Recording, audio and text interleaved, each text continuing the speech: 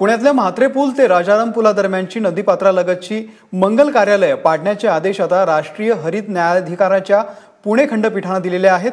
संपूर्ण नदीकाठच्या रस्त्याची पुणे महानगरपालिका आणि पाटबंधारे विभागाने पाहणी करावी आणि ब्ल्यू लाईन म्हणजेच निळ्या पूररेषेत येणारी बांधकामे आणि मंगल कार्यालय 4 आठवड्यामध्ये पाडावी असे आदेश हरित लवादाचे आहेत। यावरती 2 आठवड्यामध्ये अहवाल सादर करावा असं सांगण्यात आलंय। शिवाय हा निर्णय देशभरामध्ये लागू केला जाणार आहे, त्यामुळे या निर्णयाची व्याप्ती वाढली आहे। याशिवाय कुठे कचरा साठवणं किंवा गाडणं असे प्रकार होत असतील त्याचाही अहवाल समावेश करावा असं हरित लवादाने सांगितलेलं आहे।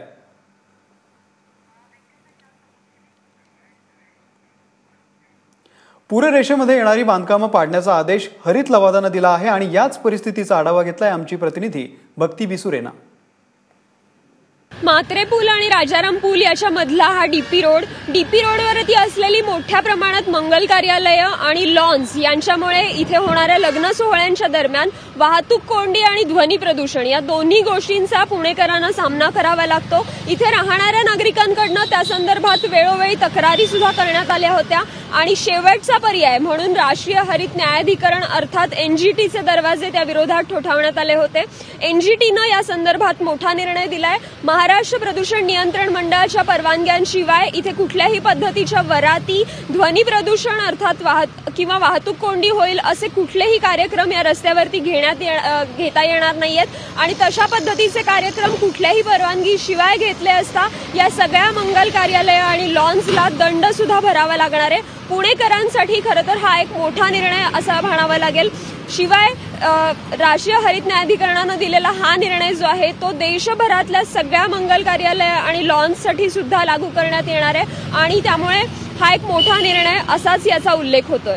कॅमेरामन विजय राऊतसह भक्ती बिसुरे, एबीपी माझा, पुणे। पर्यावरण प्रश्नांवरती काम करणारे ॲडव्होकेट असीम सरोदे यांनी हरित लवादाकडे ही याचिका केली होती, त्यांच्याशी आम्ही बातचीत केली आहे।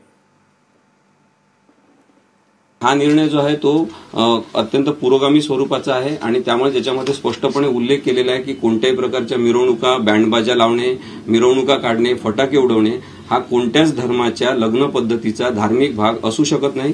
त्यामुळे कायदेशीर पद्धतीने सगळे विवाह व्हावे आणि दुसऱ्यांना त्रास होणार नाही अशा प्रकारे आपला उत्साह साजरा करावा असं या निर्णयातून न्यायमूर्ती UD साळवी आणि डॉक्टर अजय देशपांडे यांनी राष्ट्रीय हरित न्यायाधिकरणातर्फे सांगण्यात आलेलं आहे।